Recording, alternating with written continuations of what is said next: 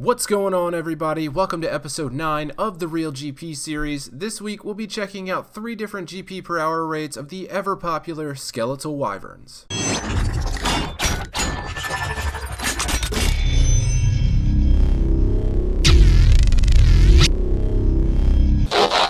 Once again, thanks for coming back to check out another video. If you are not part of another clan chat, the door to mine is always open. We've got a great community that hangs out in there that's usually always willing to offer a helping hand.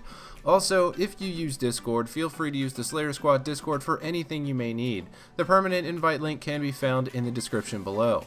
So, Skeletal Wyverns. This NPC is an incredibly popular place to AFK some decent money. Whether you're training an alt and just looking to make some cash on another account, or you've just lost your bank at the duel arena and you're looking to rebuild, Skeletal Wyverns can be all you need to make some of that GP back. So for this video, I want to take a look at 3 different GP per hour rates because there is 3 different methods you can use to make some decent money here. One of them is very AFK, another is semi-AFK, and one is not really AFK at all, but we will get into all of that a little bit later. Skeletal Wyverns can only be found in one location, which is in the Asgarnia Ice Cave located south of Port Sarim and just north of Mudskipper Point. There's only going to be a couple different ways to get to this location efficiently. The first and less efficient way to get here is going to be the use of the Rimington House Portal. You can either use the Scroll of Redirection on a house teleport tab to get to Rimington, or more simply just relocate your house to Rimington if you're going to be camping Wyverns for a decent amount of time. If you use this method, you're probably going to want to take a dose of Stamina Potion and make sure you can run all the way there. The second and most effective way to get there is with the fairy rings.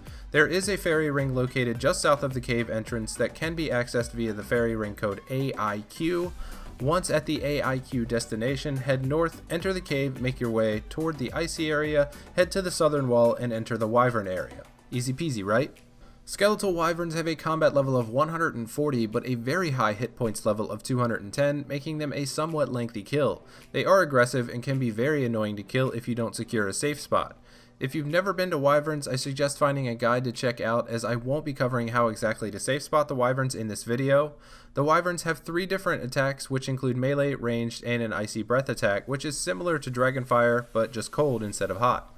Their max hits are 13 with melee and ranged, and can be 50 plus with icy breath if you are not using an elemental shield, mine shield, or dragonfire shield.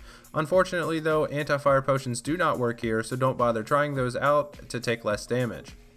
As for their weaknesses, they have a few: slash attacks, crush attacks, and the Dragon Hunter crossbow. Although the Dragon Hunter crossbow is listed as a weakness, an Armadillo crossbow will also work, and so will a rune crossbow. The Wyverns have an attack level of 125, strength level of 116, defense and range levels of 120, and a magic level of 125. Now their defense level is 120, and they have a defense bonus of plus 90 to slash and crush, and a plus 140 defense bonus to range, so these 2 things paired together can make them take a bit to kill depending on which style of attack you're using and how high your levels are. Melee is definitely the fastest way to kill them, but like I said earlier, ranging can be extremely AFK. As for the drop table, Wyverns drop a lot of stackable and noted items, thus giving them the popularity of being camped for an extended period of time. With the right setup, you can stay here for hours and hours. The Skeletal Wyverns have one drop that is completely unique to their drop table, which is the granite legs, and they are dropped at a rate of 1 in 512, but they are pretty useless. Most people just alch them if they receive them as a drop. Wyverns also drop the Dragon Plate Legs and Dragon Plate Skirts at a rate of 1 in 512, as well as the Draconic Visage dropped at its typical rate of 1 in 10,000. The Wyverns also drop a plethora of rune items that can be alched if camping, and of course thrown into the bank if banking. The drops that stack nicely that you'll definitely want to keep an eye out for are 80 Chaos Runes, 45 Law Runes, 40 Death Runes, Adamant and Runite Bolts, Renar Seeds, Snapdragon Seeds, Magic Logs, Adamantite Bars, Iron Ore, and Battle Staffs. All of these items should always be picked up and will most definitely make you a lot of money given a decent amount of time spent here. If you'd like to see a complete list of the Skeletal Wyverns drops, check out the wiki link in the description below. Alright, so on to the gear setups. I'll be showing 3 different gear setups and 3 different loot checks. As for the first gear setup, I'll be showing you all the ranged banking method. So for this setup, I'll be going with the full Armadillo set, Ava's Accumulator, Necklace of Anguish, Dragon Hunter Crossbow, Elemental Shield, Barrow's Gloves, Pegasian Boots, and an Archer's Ring Eye. My ammunition of choice will be Amethyst Tip Broadbolts. In my inventory, you'll see 1 Ranging Potion, 3 Monkfish in case I take a little damage, a Drahman Staff for the Fairy Ring teleports, and a House Tab for banking. Since you'll be banking after your inventory fills up, you'll only need about 2 doses of Ranging Potion per trip, so 1 Ranging Potion should last you 2 trips if you have a higher range level and are using a decent crossbow with decent ammunition. Next, we'll move on to the non-banking ranged method. The gear I'll be using isn't going to be changed at all. The only thing I'll say about the gear is that if you're staying for a while, you can take a Book of Law or a Twisted Buckler to replace the Elemental Shield to give you a little bit more of a ranged attack boost.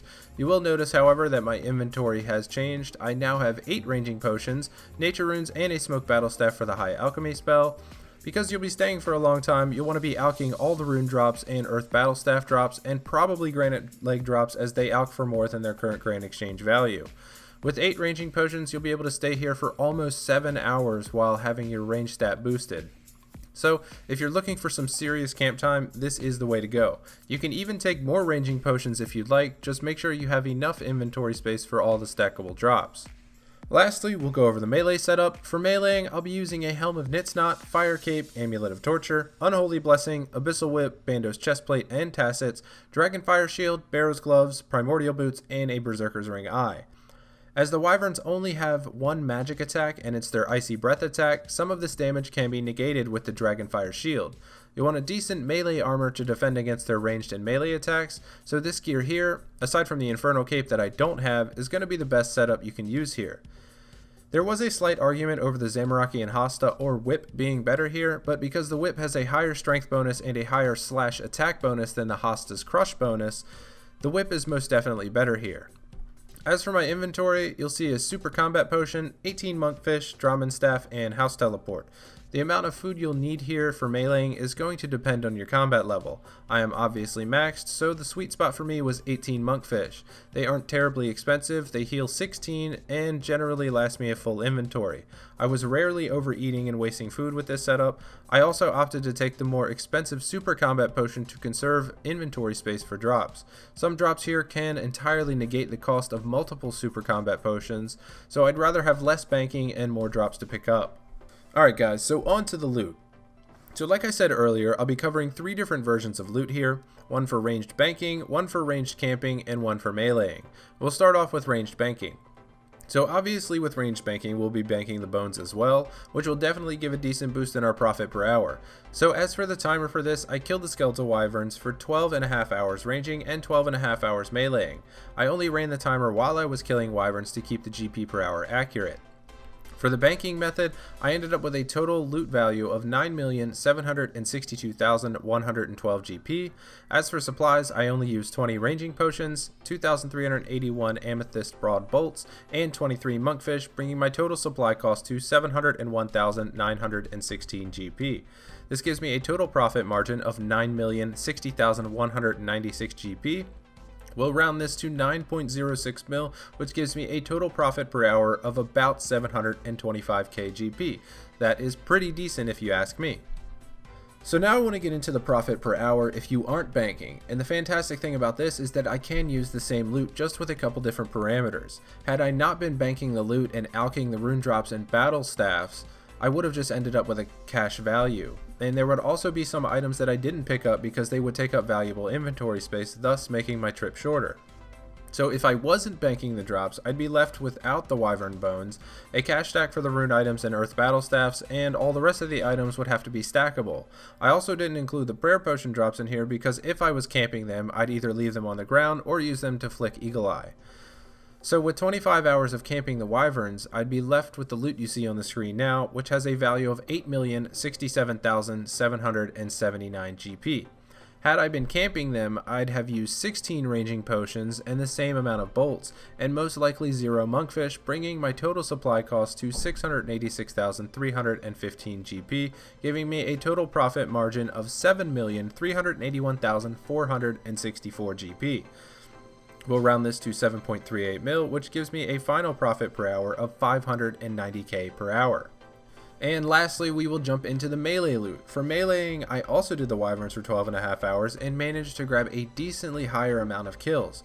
With meleeing, I managed a total kill count of 699 in the 12.5 hours compared to the 595 I got with ranging. So in 699 kills, I managed to grab 10,610,812 GP in loot. As for supplies, I ended up using 13 super combat potions and 951 monkfish, which gives me a total supply cost of 566,872 GP. My total profit becomes 10,043,940 GP, which we will round to 10.04 mil, giving me a total profit per hour of 803k per hour. So, as for my final thoughts, I've seen a few different Wyvern guides and a few different GP per hour estimates, which were all considerably lower than what I managed to achieve myself. But in the end, it looks like being a little less lazy and either ranging and banking kills or just flat out meleeing is going to make you the most profit per hour. Although 590k per hour for a semi-AFK rate isn't too bad at all. You may make the argument that the bolts I was using for ranging are a bit expensive, but at the same time, the better the bolts, the more kills per hour. While ranging here, I saw some other people with a Dragon Hunter crossbow and Elite Void, but only using normal broad bolts. 99% of the time, my kills were considerably faster. And in one instance where someone was using rune bolts, which have the same range strength of Amethyst, they were also using Elite Void and a Dragon Hunter crossbow, I still tended to be faster most of the time because of the extreme difference in ranged attack bonus. So it seems to me that the maxed ranged gear setup is definitely better than the full Elite Void setup after the nerf. So my final suggestion to you, if you're not lazy, just melee. You will make more and life will be better. But that is going to wrap up episode 9, everyone. I want to say thanks to those of you in my CC that requested that I do the video this way. It was definitely a good idea to give 3 different looks at the possible profit per hour rates of the Wyverns. It's a very popular spot to make some money, so I'm glad I could give a little insight into the different ways profit could be made here. If you enjoyed this video, drop a comment or a like down below. I always try to respond to every comment and question that I can. But don't forget to tap that subscribe button on your way out. They really mean a ton to me. I will see you guys next week. Take it easy, old schoolers.